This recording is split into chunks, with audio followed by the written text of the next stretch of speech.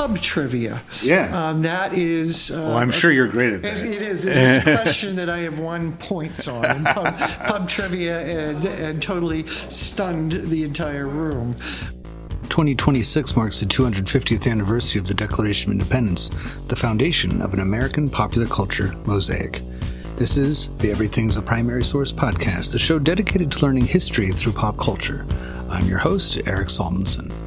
As part of the America at 250 public history road trip, I traveled across the country collecting stories, each one a piece of that mosaic, connecting personal experience to the media, people, and places that shape our lives. This season brings those stories together because pop culture, at its core, unites us. Everything's a Primary Source is, therefore, a way to understand your history, my history, our history, through popular culture.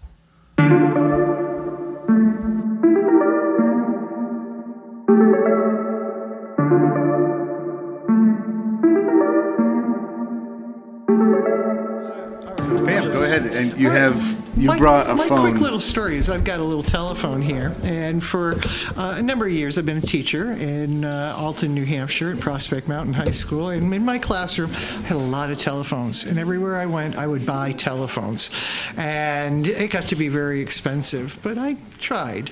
And I had this one telephone in the classroom that was from a small town where I grew up, Dunbarton, New Hampshire, and when I retired from teaching I donated a good part of my telephone collection to the New Hampshire Telephone Museum.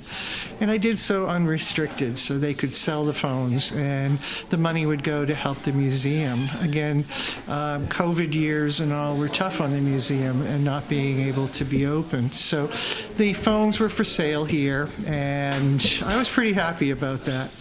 One day I visited the museum and I happened to come through several times a year, really, and I noticed this phone for sale, and it was from my hometown, Dunbarton, New Hampshire, and I thought, well, it's a good price, I might as well buy it. And I got it home and I realized I'd bought my own phone that I donated. But I thought, well, you've had this for several years and now you've owned it twice. Why did you never research who owned the telephone?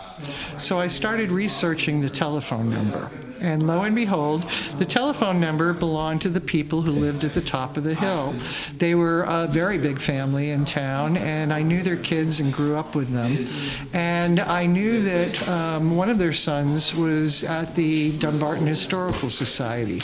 So about a year ago, on their old home day, I went out to the Dunbarton Historical Society and brought the phone back as a donation. And the young man, his parents are gone now, took one look at the phone, and I got to say, young man, he's like 2 years younger than I am, and I'm in my late 60s.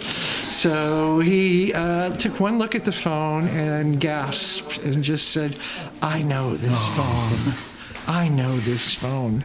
And it was indeed his parents' phone that he had grown up with from the 1950s, 1960s, and somewhere in the 1970s it got lost.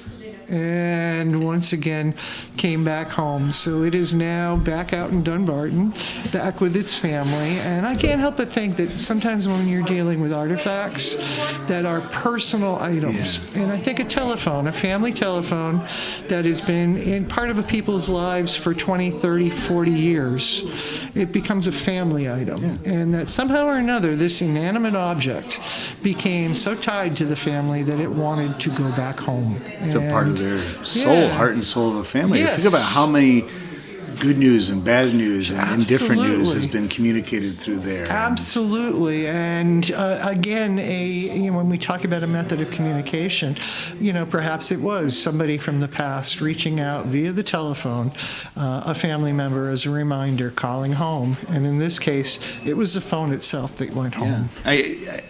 I don't know if that era is entirely gone. It might be now because very few people still have terrestrial phones, landline phones in their homes. It's true. We've gone all cellular.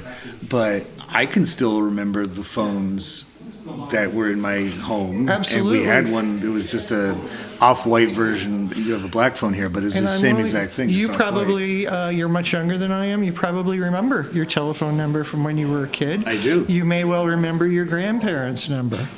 I would share it right now, but It's somebody maybe might get still a prank active. phone call, like, I listen to a podcast. And we could age you by asking you if you still know Jenny's number. 867-5309. There you go. And that one they did have to take it off of the.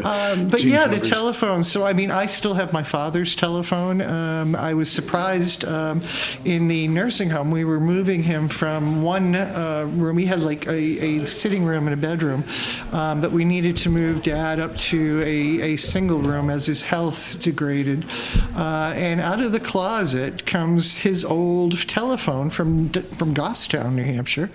And I said, Dad, what are you doing with that telephone? And he said, well, still works. Yeah. And I was like, gee willikers, Dad. But I mean, okay. he's right. He was right. And you said it before too, like the phone jack. They do still work. And through Bluetooth and through other technology, you can make any of these telephones work, any of them, which is a really wonderful thing. So, yeah, I still do have my dad's telephone from, his phone was from the 1940s, and I have that at the house. Probably never going to get rid of that.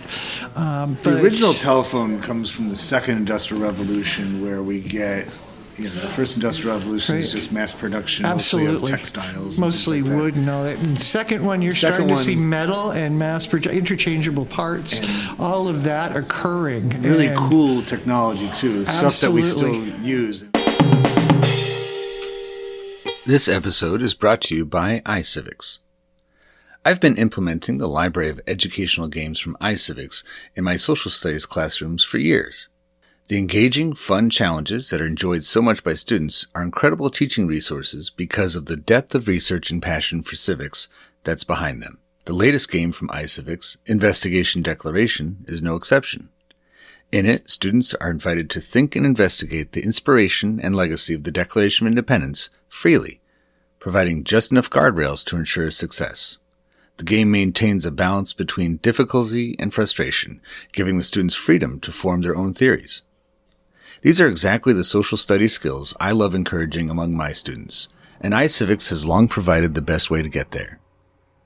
Visit iCivics.org today to learn more about Investigation Declaration, as well as the entire catalog of iCivics games. Looking at these wooden phones, and I'm guessing there might be some regionality involved with it. Small companies, because the manufacturers could be individual, but have to have the Bell patent, the Bell authorization to produce. Same thing with Western Electric. So you could have a lot of smaller companies making telephones, but only the big companies had the technology to actually communicate through telephones. So it rose up, and maybe it was responsible, a good part of it, for creating a popular culture nationally. Absolutely. I think the biggest thing when you come to the New Hampshire Telephone Museum is to me, the story of the telephone dial. The telephone dial. There was a huge movement at one point to prevent the telephone dial, saying that it was too much for people to remember a telephone number. That it was actually a political movement, banning the dial. But it was Stroger, who's over here on the wall, who invents the telephone dial, and it's probably the most interesting story in the museum that you should read about. All right, you're going to give me we're going to get people here just for that reason. Oh gosh! But if you don't mind, it is the most interesting. He was an undertaker in a very small town. And he started to notice that his business was, I can't use the pun, his business was dying off, because that would be essentially good for business. But his business was not occurring at a rate that he would expect it to. And lo and behold, there was a new telephone operator in town, and all calls went through the telephone operator. So this new telephone operator had a fiance who was also an up-and-coming undertaker. So she was, in fact, sending some of those calls over to her fiance, the new undertaker in town. So Stroger was losing business. And, if you're an undertaker in a small town, you have time to fiddle around. Everybody was an inventor back in the day, looking for the better mousetrap. And so he found a way to create a dial to circumvent the operator and to allow someone to direct dial, so you did not have to go through the operator. So essentially, Love eliminated one of the biggest employment opportunities for women in America, the telephone operator, and put in direct dial, which this gentleman that was talking earlier, the switches and all of that come into being because of the telephone dial, direct dialing. As an undertaker, did he have a ceremony for the death of the operator? No, I think they were just in competition, but it's amazing. I think if you read about it, he had offered his technology, his patent, over to the Bell Telephone Company, and they turned him down.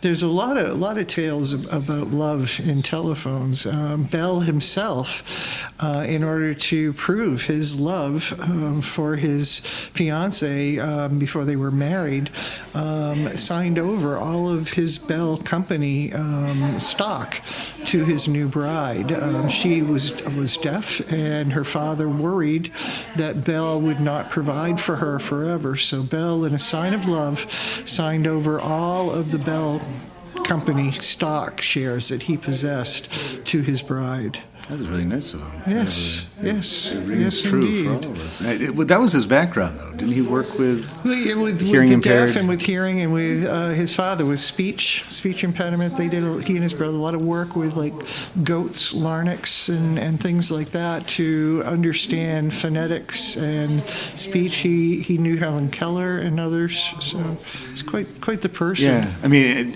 talking to another history teacher, we understand the importance of context. And so often when you talk about the big names in invention and innovation, like Graham Bell, we picture them as just kind of like isolated in these like little pockets Sure. or something. And it's like, no, he was part of his own world that he lived in. Sure. It wasn't like he was born, I'm going to Right. change the way that people communicate. It was just that was an evolution. He arrived at it. It was part of the time period. Sure. A lot, like you said, a lot of people tinkered with things. There was a spirit of innovation. They would come up with patent medicines and other things out in the garage to try to sell, to make some money, to make improvements. Not uncommon during that era. The second industrial revolution, come up with an idea and sell it, make some money. I was in Salem, Massachusetts. I've been there several times, and I was there one time, and there's a plaque to Alexander Graham Bell right next to the YMCA, two late 19th century things. And I think he had a workshop there, a lab Probably in is. Salem. Yeah, probably is. And I'm just wondering, because you mentioned before, like Nova Scotia, And then, there's ties, I think, up to like Conway, New Hampshire for like the long distance call when they were testing the lines and all. Did you know that Alexander Graham Bell did not have a middle name? Not until he was 10 years old. He was Alexander Bell. And at the age of 10, knowing that other kids had middle names, that was his 10th birthday request, was that he could have a middle name. And his parents, indulgent were, and so where did Graham come from? He himself picked Graham as his middle name. I think there's a story for how he picked Graham, but I can't, why it was Graham, but he himself picked Graham as his middle name. There's telegrams. In So terms it's- of pub trivia, that is. well, I'm sure you're great at that. It is. It's a question that I have won points on in pub trivia, and totally stunned the entire room by knowing that.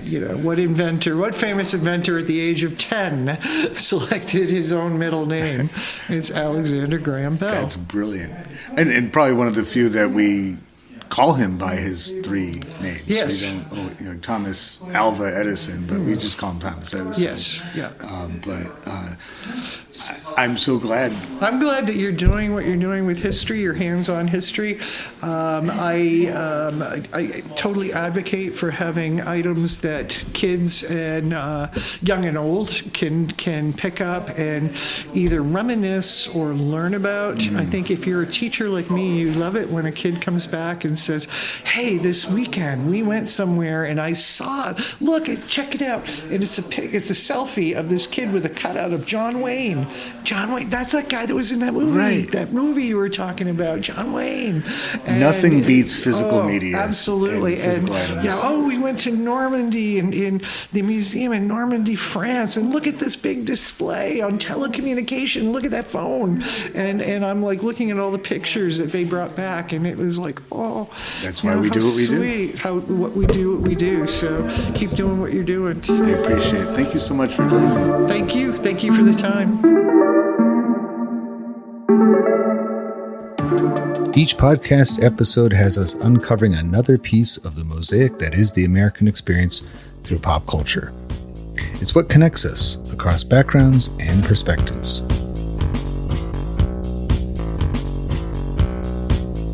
These episodes are here to be enjoyed, but they're also built to spark learning in and out of the classroom. Visit everything-history.com to learn more. Be sure to like and share this episode and the podcast itself. You can follow Everything as a Primary Source on social media, including YouTube and especially Instagram. I look forward to you joining me again next time on the EPS podcast, where everything is a primary source.